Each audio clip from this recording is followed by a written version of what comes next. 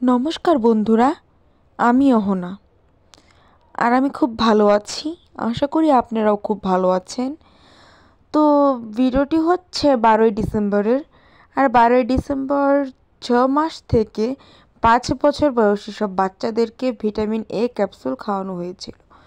আর তাই আমরা আমাদের সব বাচ্চা কাচ্চাদের নিয়ে চলে আসলাম ভিটামিন এ ক্যাপসুল খাওয়াতে।